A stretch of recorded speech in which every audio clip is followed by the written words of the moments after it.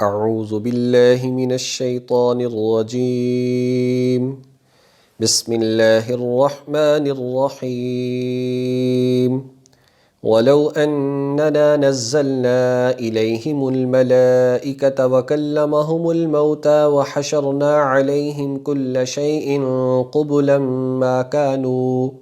ما كانوا ليؤمنوا إلا أن يشاء الله ولكن أكثرهم يجهلون صدق اللہ العظیم۔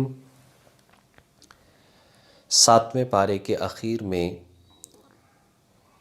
مشرکین کے مطالبے کا ذکر تھا کہ وہ طرح طرح کے معجزات کا مطالبہ کیا کرتے تھے۔ 8ویں پارے کے آغاز میں اسی سلسلے کو آگے بڑھایا کہ یہ جو مطالبات کر رہے ہیں یہ اپنی بات کے اندر جھوٹے ہیں، ایمان لانے والے نہیں ہیں۔ اگر مردے بھی قبروں سے نکل کھڑے ہوں اور ان سے بات کرنے لگیں تب بھی یہ لوگ ایمان نہیں لائیں گے۔ آیت نمبر 112 کے اندر ارشاد فرمایا، اے نبی صلی اللہ علیہ وسلم آپ تسلی رکھیے، یہ لوگ جو آپ کا مذاق اڑاتے ہیں، آپ کا انکار کرتے ہیں، آپ کو پریشان کرتے ہیں، تو اس سے قبل بھی جو انبیاء تشریف لائے ان کے بھی انسانوں اور جنات میں سے لوگ دشمن رہے، ان کا مذاق اڑاتے رہے اور انکار بھی کرتے رہے۔ آیت نمبر 122 کے اندر اللہ تعالیٰ نے مثال بیان فرمائی کہ مومن کی مثال ایک زندہ کی سی ہے اور اللہ کی ذات نے اس کو نور عطا کر رکھا ہے، اور کافر کی مثال مردہ کی سی ہے جو کہ تاریکی، اندھیرے اور ظلمت کے اندر زندگی گزار رہا ہے۔ آیت نمبر 128 اور 29 کے اندر اللہ تعالیٰ نے فرمایا کہ ہم ایمان والوں کو اور کافروں کو سب کو جمع کریں گے اور اس کے بعد جزا اور سزا کا معاملہ ہوگا اور سب کو ان کے اعمال کے مطابق جزا اور سزا دی جائے گی۔ آیت نمبر 136 کے اندر ارشاد فرمایا کہ مشرکین کی ایک عادت تھی کہ وہ جب فصلوں کو اٹھایا کرتے، اس کا غلہ اناج اٹھایا کرتے، اپنے پھلوں کو اٹھایا کرتے، تو اس میں سے ایک حصہ اللہ کا بھی مقرر کرتے اور اپنے بتوں کا بھی مقرر کرتے۔ اس سے ایک تو یہ بات معلوم ہوئی کہ جو مشرکین تھے وہ اللہ کو تو مانتے تھے لیکن اللہ کے ساتھ اوروں کو بھی شریک ٹھہرایا کرتے تھے۔ پھر جب انہیں ضرورت پڑتی تو اللہ تعالیٰ کے حصے میں سے استعمال کر لیتے۔ انہیں کہا جاتا کہ اللہ کے حصے میں سے کیوں استعمال کرتے ہو، بتوں کے حصے میں سے کیوں استعمال نہیں کرتے؟ تو کہتے کہ اللہ تو غنی ہے، اللہ تعالیٰ کے خزانے تو لامحدود ہیں، لیکن ان کے پاس کہاں سے آئے گا؟ پھر مشرکین کی ایک عادت تھی کہ وہ عار کی وجہ سے، شرم کی وجہ سے، غربت اور فقر کی وجہ سے بیٹیوں کو زندہ درگور کر دیا کرتے تھے۔ نبی پاک صلی اللہ علیہ وسلم جو کہ رحمت بن کر تشریف لائے تو انہوں نے عورتوں کو زندہ رہنے کا حق عطا فرمایا۔ آیت نمبر 138 کے اندر مشرکین کی ایک اور بری عادت اور غلطی کا ذکر کیا جو کہ چوپایوں کو تقسیم کر لیا کرتے تھے۔ نمبر 1، کچھ جانوروں اور چوپایوں کو کاہنوں اور مذہبی رہنماؤں کے لیے مخصوص کر دیتے کہ ان پر صرف سواری یہ کر سکتے ہیں یا ان کا دودھ اور گوشت صرف یہ استعمال کر سکتے ہیں۔ نمبر 2، بعض چوپایوں کو جن پر صرف اور صرف سواری اور فائدہ اٹھانے کے حوالے سے مذہبی پیشواؤں کے نہیں بلکہ سبھی کے لیے حرام سمجھتے کہ نہ تو ان پر مذہبی پیشوا سواری کر سکتے ہیں نہ کوئی اور ان سے کوئی فائدہ حاصل کر سکتا ہے، بس یہ آزاد پھرتے رہیں گے۔ نمبر 3، بعض کو اللہ تبارک و تعالیٰ کے بجائے بتوں کے نام پر ذبح کیا کرتے تھے۔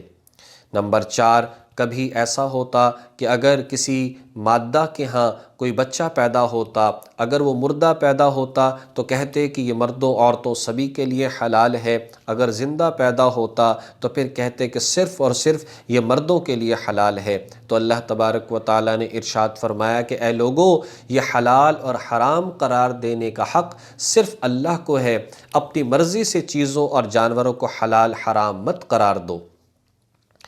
آیت نمبر 143 144 کے اندر ارشاد فرمایا، ثمانیۃ ازواج، 8 قسم کے جانور ہیں جن کی قربانی کی جا سکتی ہے۔ حلال تو بہت سارے ہیں لیکن قربانی جن جانوروں کی جا سکتی ہے وہ 8 جانور ہیں۔ نمبر 1، گائے اس کے ساتھ بیل بھی، نمبر 2 بکری اس کے ساتھ بکرا بھی، نمبر 3 بھیڑ اس کے ساتھ دمبا بھی، اور نمبر 4 اونٹ اس کے ساتھ اونٹنی بھی، اور اسی طریقے سے بھینس بھی اسی زمرے کے اندر آتی ہے، اس لیے کہ عرب لوگ بھینس اور گائے اس کو ایک ہی شمار کیا کرتے تھے کہ یہ نسل الگ الگ ہے لیکن ہے اصل میں یہ گائے، چونکہ وہاں پر ہوتی نہیں تھی اس لیے اس کا تذکرہ نہیں ہے۔ لیکن اگر ہم احادیث مبارکہ کو دیکھتے ہیں تو جو گائے کی زکوٰۃ کے حوالے سے مسائل ذکر کیے ہیں وہی بھینس کے حوالے سے ذکر کیے گئے، لہٰذا سمجھ میں یہ بات آ گئی صرف یہ 10 قسم کے جانور ہیں جن کی قربانی کی جا سکتی ہے، اس کے علاوہ کسی اور جانور کی قربانی نہیں کی جا سکتی، اس لیے کہ یہ پالتو ہیں، گھروں کے اندر پالے بھی جاتے ہیں۔ پھر اس کے بعد اللہ تعالیٰ نے 10 انسانیت کے اصول بیان فرمائے، 10 نصیحتیں ارشاد فرمائی، اور یہ تمام شریعتوں کے اندر متفق رہی ہیں۔ نمبر 1 ارشاد فرمایا اللہ کے ذات کے ساتھ کسی کو شریک نہ ٹھہراؤ، نہ اللہ کی ذات میں، نہ اللہ کی صفات میں، نہ ہی عبادت میں۔ نمبر 2 والدین کے ساتھ احسان کرو، اچھا برتاؤ اور اچھا سلوک کرو۔ نمبر 3 فقر اور شرم کی وجہ سے اولاد کو قتل نہ کرو، اللہ تعالیٰ تمہیں بھی رزق دیتا ہے، اللہ انہیں بھی رزق دیتا ہے۔ نمبر 4 ظاہری اور باطنی ہر طرح کی بے حیائیوں سے بچنا چاہیے۔ نمبر 5 کسی کو ناحق قتل نہ کرو، کسی بے گناہ کو ناجائز کسی کو قتل نہ کرو۔ نمبر 6 مال یعنی یتیم کا جو مال ہے اس کا تحفظ کرنا چاہیے، یتیم کے مال کو اپنے استعمال کے اندر نہ لے کر آؤ۔ نمبر 7 ناپ تول کے اندر کمی مت کرو بلکہ اس کو پورا پورا ادا کیا کرو، چاہے کوئی ترازو پکڑ کے بیٹھا اسے چاہیے جب خود لینے کی بات آئے تو پورا ہونا چاہیے، دینے کی بات بھی آئے تو انسان کو چاہیے پورا پورا تول کر دے۔ اور اسی کے زمرے کے اندر آتا ہے ملازمت، جب انسان نے طے کر لیا اتنا وقت دوں گا، یہ کام کروں گا، تو اس کے لیے لازم ہے جس بات کی تنخواہ لیتا ہے اتنا وقت بھی دے اور اتنا کام بھی کرے۔ نمبر 8 تمام انسانوں میں عدل و انصاف کو قائم کرو، خواہ تمہارے قریبی رشتہ دار ہی کیوں نہ ہو یا کوئی غیر ہی کیوں نہ ہو۔ نمبر 9 اللہ تعالیٰ کے عہد کو پورا کرو، جو بھی اللہ کی ذات سے وعدہ کر لو۔ جب ہم نے کلمہ پڑھ لیا تو گویا کہ وعدہ کر لیا ہے کہ اللہ تعالیٰ کے احکامات کے مطابق زندگی گزاریں گے۔ نمبر 10 ارشاد فرمایا کہ صراط مستقیم وہی ہے جو اللہ اور اللہ کے رسول صلی اللہ علیہ وسلم کے احکامات کے مطابق زندگی گزارنا ہے، لہٰذا اسی کی اتباع کرو۔ آیت نمبر 160 کے اندر ارشاد فرمایا نیکی میں جس قدر اخلاص ہوگا اس کا درجہ بڑھتا چلا جائے گا، لیکن کم از کم ہر نیکی 10 گنا اجر انسان کو دلواتی ہے۔ اس کے بعد آیت نمبر 161 اور 162 کے اندر نبی پاک صلی اللہ علیہ وسلم کے ذریعے سے ہمیں یہ نصیحت دے دی، اے انسان نماز پڑھتا ہے تو اللہ کی رضا کے لیے پڑھ، قربانی کرتا ہے اللہ کے رضا کے لیے کر، تمہاری زندگی اور تمہاری موت سب اللہ کے رضا کے لیے ہونی چاہیے۔ جب نبی پاک صلی اللہ علیہ وسلم یہ سارے کے سارے اعمال اللہ کی رضا کے لیے کرتے ہیں تو ہمیں بھی اللہ کے نبی کی اتباع میں اللہ کے خوشنودی کے لیے سارے اعمال کرنے چاہیے۔ اسی بات پر سورۃ الانعام مکمل ہوتی ہے، آگے سورۃ الاعراف کا آغاز ہوتا ہے۔ سورۃ الاعراف قرآن کریم میں ترتیب توقیفی کے لحاظ سے 7ویں نمبر پر ہے، ترتیب نزولی کے اعتبار سے 39ویں نمبر پر ہے، اس کی 206 آیات ہیں اور 24 رکوع ہیں۔ مکی صورت ہے یعنی کہ ہجرت سے قبل نازل ہوئی۔ جب مکی صورت ہے تو اللہ تبارک و تعالی بنیادی عقائد کو اس میں زیادہ تر بیان فرمائیں گے، اور اس کا نام اعراف ہے جو کہ آیت نمبر 46 اور آیت نمبر 49 کی وجہ سے رکھا گیا، جس کی تفصیلات آگے آ رہی ہیں۔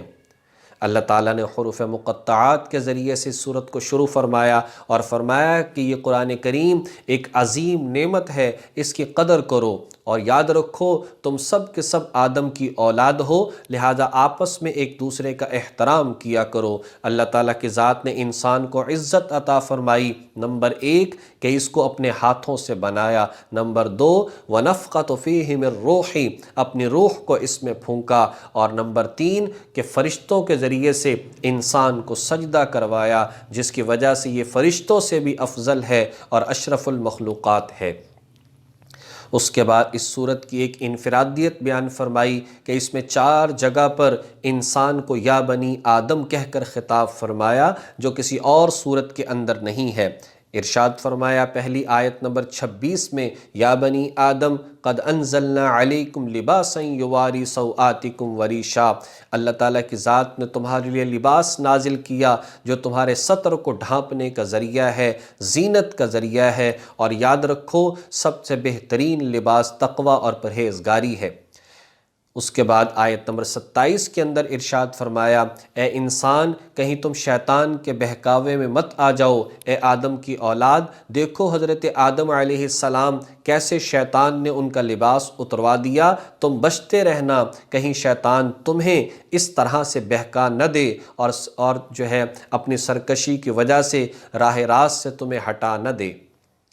اس کے بعد آیت نمبر 31 کے اندر فرمایا یا بنی آدم خذوا زینتکم عند کل مسجد، جب نماز کا وقت ہو، اللہ کے گھر میں جانے کا وقت ہو تو پھر اچھا لباس پہنو، کھاؤ اور پیو، اسراف نہ کرو۔ آیت نمبر 35 کے اندر ارشاد فرمایا اے بنی آدم اگر تمہارے پاس رسول آئیں ان پر ایمان لاؤ، تقوی اختیار کرو، پرہیزگاری اختیار کرو۔ اگر تم نے اس انداز سے زندگی گزاری نہ تو تمہیں آئندہ کا کوئی خوف ہوگا نہ ماضی کا کوئی غم ہوگا۔ اور آگے ارشاد فرمایا شیطان کا سب سے بڑا ٹارگٹ یہ ہے کہ شیطان یہ چاہتا ہے کہ انسان کو بے حیا بنا دیا جائے، اور اللہ تبارک و تعالیٰ نے اس سے آگے ارشاد فرمایا اسلام کے اندر رہبانیت نہیں ہے، اس سے منع کیا گیا۔ رہبانیت کیا ہے کہ لوگ تنہا اکیلے بیٹھ کر بس اللہ کی یاد کے اندر بیٹھ جائیں، تو اسلام کے حوالے سے فرمایا لا رہبانیت فی الاسلام، اسلام کے اندر رہبانیت نہیں ہے۔ تمہیں چاہیے کہ لوگوں کے ساتھ رہ کر، معاشرے کے اندر رہ کر، گھر میں بچوں کے ساتھ رہ کر، شادی نکاح کر کے پھر شریعت کے مطابق زندگی گزارو، اس کا درجہ اور مقام زیادہ ہے۔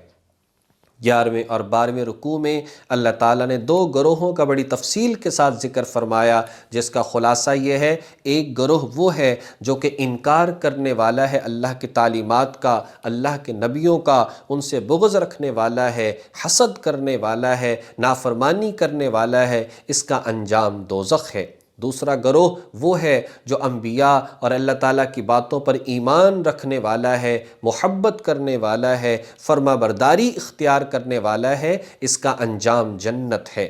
اس کے بعد جنتی اور دوزخیوں کا مکالمہ ذکر فرمایا کہ جب جنتی لوگ جنت میں چلے جائیں گے، دوزخی دوزخ میں چلے جائیں گے، تو جنتی پوچھیں گے آج بتاؤ جو دنیا کے اندر تم سے وعدہ کیا جاتا تھا کہ بات مان لو، نہیں مانو گے تو عذاب ہوگا، کیا وہ وعدہ سچ ہو گیا؟ تو وہ کہیں گے جی بالکل اللہ نے وعدہ سچا کر دیا، لیکن یہ بڑی تکلیف والی جگہ ہے۔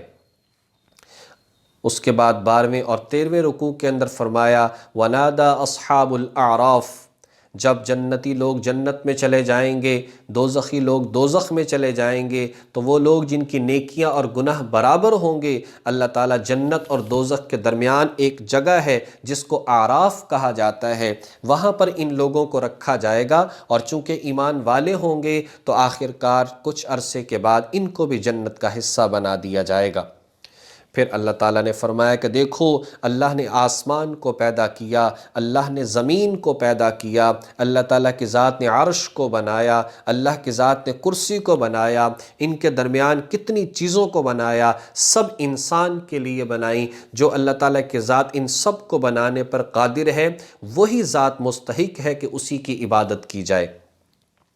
پھر اللہ تعالیٰ نے 6 انبیاء علیہم السلام کا ذکر فرمایا۔ حضرت نوح علیہ السلام فرمایا کہ 950 سال تبلیغ کرتے رہے، لیکن لوگ شرک کے اندر مبتلا رہے، اور 5 بتوں کے پجاری بن گئے۔ آخر کار اللہ تعالیٰ کی ذات نے انہیں کشتی بنانے کا حکم دیا اور فرمایا کہ ایمان والوں کو اس پہ سوار کر لو۔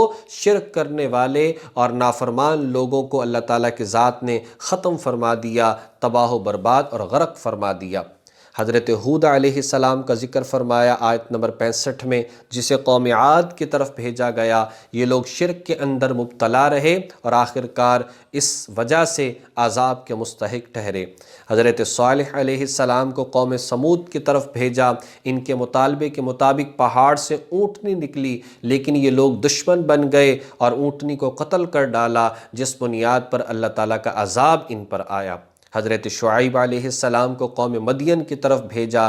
یہ لوگ ناپ تول میں کمی کیا کرتے تھے، نبی کے سمجھانے پر باز نہ آئے تو عذاب ان کے اوپر آیا اور انہیں غرق کر دیا گیا۔ حضرت لوط علیہ السلام، یہ قوم بے حیائی کے اندر مبتلا ہو گئی، ہم جنس پرستی کے اندر مبتلا ہو گئی اور آخرکار ان کو بھی اس گناہ کی وجہ سے تباہ و برباد کر دیا گیا۔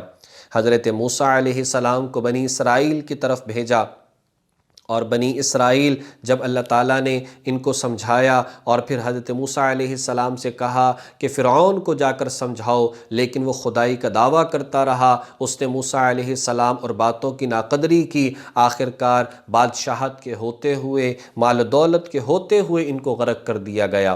ان تمام واقعات سے جو درس اور سبق ملا، اگر زندگی میں ایمان ہے، اگر زندگی میں اعمال ہیں، پھر چاہے مال و دولت ہے یا نہیں، پھر چاہے اسباب و راحت ہے یا نہیں، پھر چاہے وزارت بادشاہت ہے یا نہیں، پھر چاہے اکثریت ہے یا نہیں، لیکن اللہ کی ذات نے کامیاب کر کے دکھایا۔ اور اگر ایمان اور اعمال صالحہ زندگی کے اندر نہیں ہے، چاہے سب کچھ بھی ہو، ان سب کے ہوتے ہوئے بھی انسان ناکام ہو جاتا ہے۔ انہی باتوں پر 8واں پارہ مکمل ہوتا ہے۔ اللہ تبارک و تعالی ہمیں صحیح ایمان کے ساتھ، صحیح اعمال کے ساتھ، قرآن و سنت کے مطابق اللہ ہمیں زندگی گزارنے کی توفیق عطا فرمائے۔ وآخر دعوانا ان الحمد للہ رب العالمین۔